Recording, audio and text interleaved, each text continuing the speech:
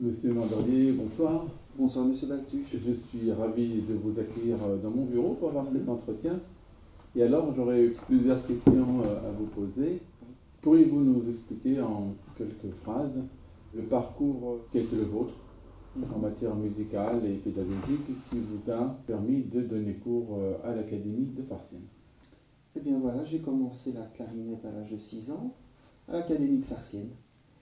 Et ensuite, je suis parti étudier à Tamines, où là, j'ai eu une autre approche de la clarinette, puisque c'était un jeune professeur qui commençait à l'époque. Et j'ai pris goût à la clarinette en faisant un concours de clarinette. Je crois que j'avais plus ou moins 12 ans. Et c'est à ce moment-là où j'ai dit, tiens, j'aime vraiment la musique et je vais me lancer dans la musique. Donc, au fur et à mesure des années, avec le temps, j'ai fait d'autres concours, je me suis bien sûr amélioré, et je suis rentré à l'âge de 16 ans à l'orchestre de la RTB. Et alors, après, je suis rentré au conservatoire en continuant mes études, mon diplôme d'humanité, et puis je suis rentré au conservatoire, où j'ai continué à faire aussi des concours, et j'ai commencé, après ça, à faire des intérims dans les académies. Et puis il y a une place qui se libérait ici à Farciennes, M. Garnat qui partait.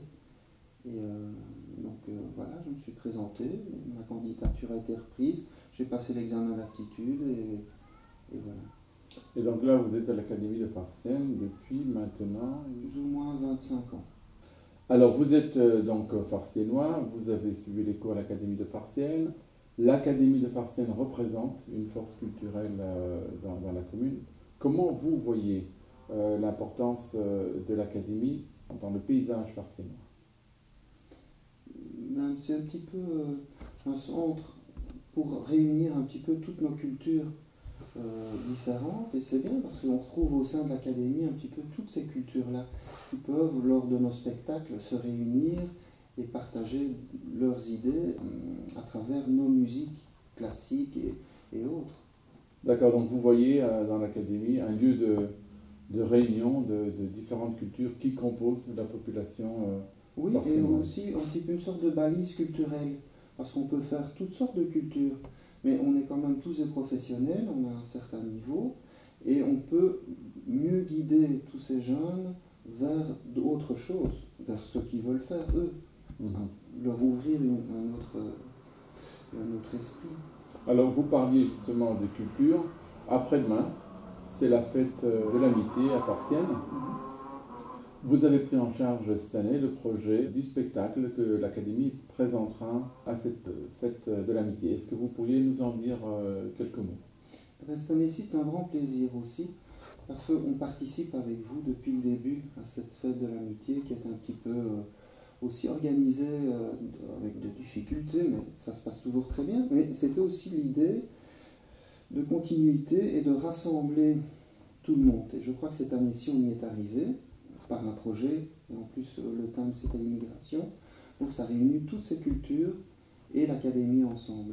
Vous allez voir une présentation de texte, un petit peu sur tous les conflits, qui est traduite dans 9 langues, et ensuite on a choisi le thème de Walt Disney, plus particulièrement La Petite Sirène, qui traite l'immigration et toutes ces différences.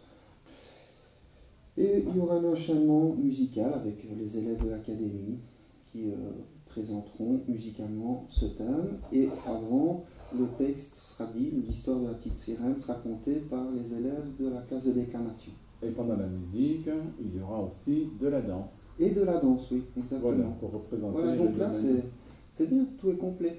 Alors, qui dit académie, dit pédagogie. Qui dit école, dit pédagogie.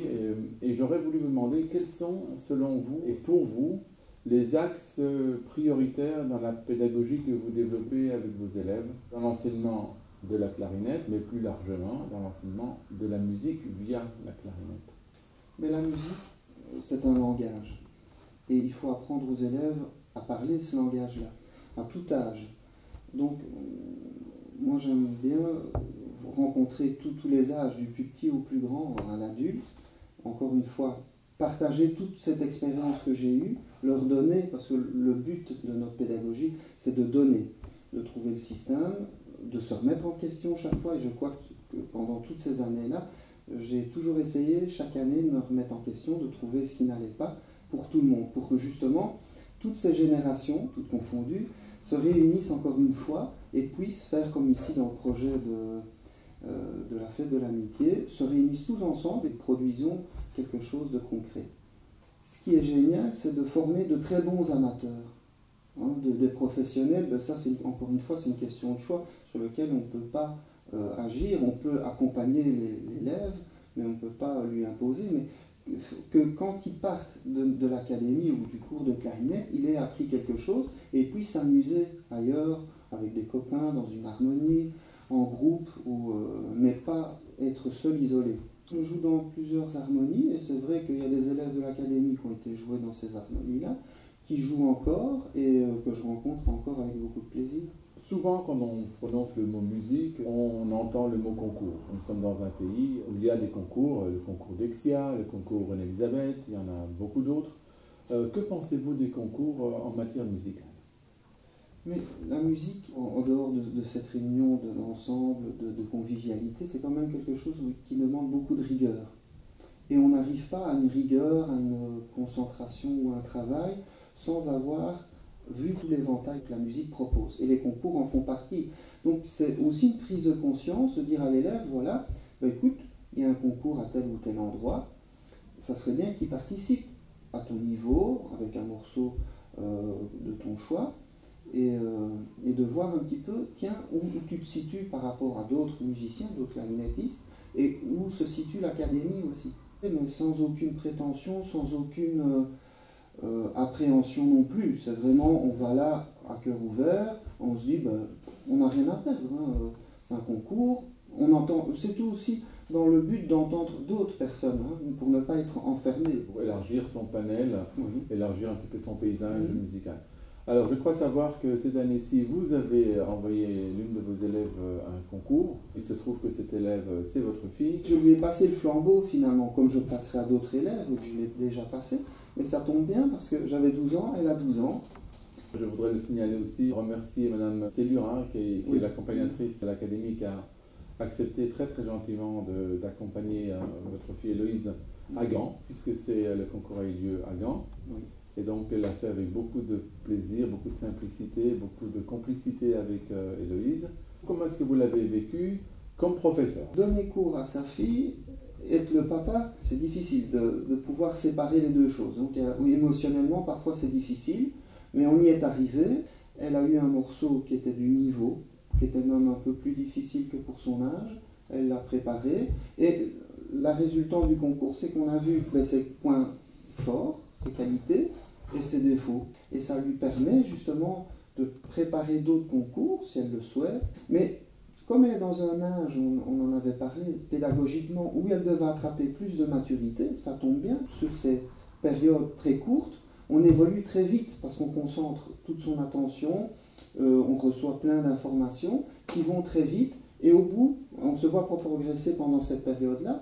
Mais lorsqu'on a terminé et qu'on fait le bilan, on se dit « Waouh, j'ai monté 2 marches ». Et de dire « Ben voilà, j'ai mes qualités, mes défauts, je ne suis pas gêné, on les travaille et ça permet de progresser, d'ouvrir des portes de choix. »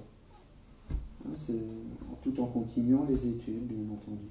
Merci beaucoup, M. Mordellet, pour cette interview.